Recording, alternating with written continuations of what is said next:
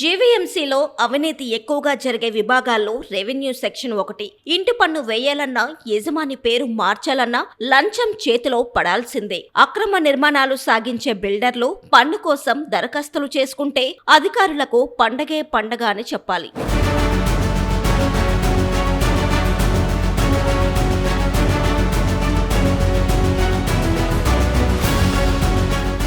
అడుగడుగున లంచాల పర్వం. కాసులిస్తేనే ఇంటి పన్ను విధింపు, పన్ను రేటు ఫిక్స్ చేయాలంటే చెయ్యి తడపాల్సిందే. ఇది జీవీఎంసీ రెవెన్యూ విభాగం తీరు. కొత్తగా కట్టుకున్న ఇంటికి పన్ను విధించాలన్నా, ఖాళీ స్థలాలకు పన్ను కట్టాలన్నా నిబంధనల కంటే లంచాలకే ప్రాధాన్యత పెరిగిపోయింది. ఇటీవల దక్షిణ జోన్లో వెలుగు చూసిన ఒక ఉదాంతం ఈ విభాగంలోని అవినీతికి నిదర్శనమనే చెప్పాలి. ఒక బిల్డర్ నిబంధనలకు విరుద్ధంగా అదనపు అంతస్తు నిర్మించి 10 ఫ్లాట్లకు పన్ను వేయాలని దరఖాస్తు చేసుకున్నారు. దీనిని సాకుగా తీసుకున్న రెవెన్యూ సిబ్బంది డీవియేషన్, పెనాల్టీల పేరుతో భయపెట్టారు. చివరకు అక్కడి సిబ్బంది ₹1,00,000 లంచం తీసుకున్నట్లు ఆరోపణలు వెల్లువెత్తుతున్నాయి. డాక్యుమెంట్ల ప్రకారం కొలతలు ఉన్నప్పటికీ తాము రికార్డు సర్దుబాటు చేశామంటూ ఆర్ఓ, ఆర్ఎస్ స్థాయి అధికారులు నమ్మబలకడం కొసమెరుపు.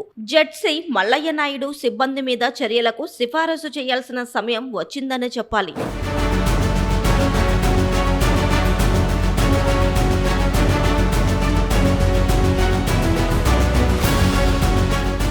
సచివాలయంలో వార్డు అడ్మిన్ దగ్గర మొదలయ్యే ఈ వసూళ్ల పర్వం ఆర్ఐ, ఆర్ఓల మీదుగా జీవీఎంసీ మెయిన్ ఆఫీస్ వరకు సాగుతుందన్నది బహిరంగ రహస్యమే. అపార్ట్మెంట్ ఫ్లాట్లకు 10,000 నుంచి 20,000 వరకు వసూలు చేస్తున్నట్లు సమాచారం. అలాగే ఇండిపెండెంట్ ఇళ్లకు అంతస్తు లేదా విస్తీర్ణాన్ని బట్టి 30,000 నుంచి 50,000 డిమాండ్ చేస్తున్నారన్న ఆరోపణలు ఉన్నాయి. ఈ ముడుపులు చెల్లిస్తేనే ఫైల్ ముందుకు కదులుతుందని, లేదంటే కొర్రీలు పెడుతూ నెలల తరబడి తిప్పుతున్నారని బాధితులు వాపోతున్నారు. రెవెన్యూ విభాగంలో కీలక పోస్టుల కోసం కింది స్థాయి ఉద్యోగులలో విపరీతమైన పోటీ నెలకొంది. ఇటీవల 47 మంది ఆర్ఐలకు కొత్తగా పోస్టింగ్లు ఇచ్చారు. వీరంతా రాజకీయ నాయకుల సిఫార్సులు, ఉన్నతాధికారుల అండదండలతో కీలక ప్రాంతాల్లో పాగా వేశారు. ₹1,00,000 వెచ్చించి ఈ పోస్టింగ్లు దక్కించుకున్న వారు ఇప్పుడు వడ్డీతో సహా రాబడుతున్నారని ఆందోళన వ్యక్తమవుతుంది. జీవీఎంసీ డిప్యూటీ కమిషనర్ కింది స్థాయి సిబ్బంది అవినీతిని నియంత్రించలేకపోతున్నారనే విమర్శలు వినిపిస్తున్నాయి.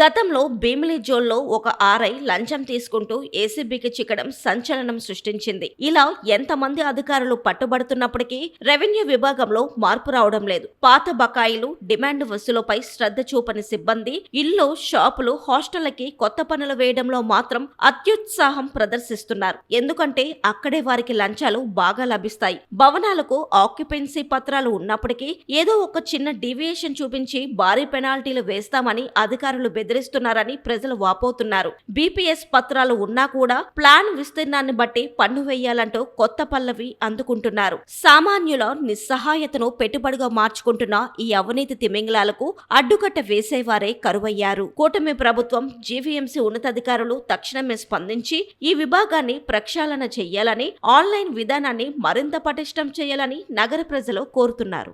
జీవీఎంసీలో అధికంగా అవినీతి తాండవించే విభాగాల్లో రెవెన్యూ విభాగం ఒకటి. ముఖ్యంగా కొత్తగా ఇల్లు నిర్మాణంలో ఉన్నాయంటే చాలు రెవెన్యూ విభాగం ఇక్కడ సిబ్బంది, అధికారులు పండగ చేసుకుంటారు.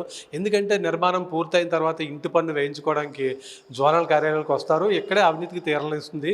ముఖ్యంగా సచివాలయాలు వచ్చిన దగ్గర నుంచి అక్కడ అడ్మిన్ దగ్గర నుంచి జోనల్ కార్యాలయం, రెవెన్యూ విభాగంలో అధికారుల వరకు ఎవరి ముడుపులు వారికి చేతికి అందితేనే ఇంటి పన్ను అన్నది పాస్బుక్ చేతికి వస్తుందని ప్రజలు వాపోతున్నారు. గతంలో భీమిలి జోన్లో ఒక అధికారి ఏసీబీకి దొరికినా సరే రెవెన్యూ విభాగంలో అవినీతికి మాత్రం అంతు లేకుండా పోతుందని చెప్పాలి. ఇటీవల దక్షిణ జోన్ కార్యాలయం పరిధిలో ఒక బిల్డర్ అక్రమంగా అదనపు అంతస్తు నిర్మించాడు. ఈ అంతస్తులో ఉన్న 10 ఫ్లాట్లకు పన్ను వేయడానికి ఏకంగా ₹1,00,000 డిమాండ్ చేశారని ఆరోపణలు వెల్లువెత్తుతున్నాయి. జీవీఎంసీ కమిషనరు, రెవెన్యూ కమిషనరు, అలాగే జోనల్ కమిషనర్ ఎంతమంది అధికారులు ఉన్నా సరే ఈ రెవెన్యూ విభాగం అవినీతి ప్రక్షాళన అయితే జరగడం లేదు. సిబ్బంది, సచివాలయం అధికారులు, సచివాలయం అడ్మిన్, రెవెన్యూ విభాగం అలా ఎవరి స్థాయిలో వారు దోచుకుంటున్నారని ఆరోపణలు అయితే వెల్లువెత్తుతున్నాయి. ఇప్పటికైనా జీవీఎంసీ కమిషనర్ స్పందించి రెవెన్యూ విభాగం మీద కొరడా జులిపించాలని ప్రజలు ముక్త కంఠంతో కోరుతున్నారు. వీడియో జర్నలిస్ట్ ప్రేమ్తో శ్రీనివాస్, VBC టీవీ, విశాఖపట్నం.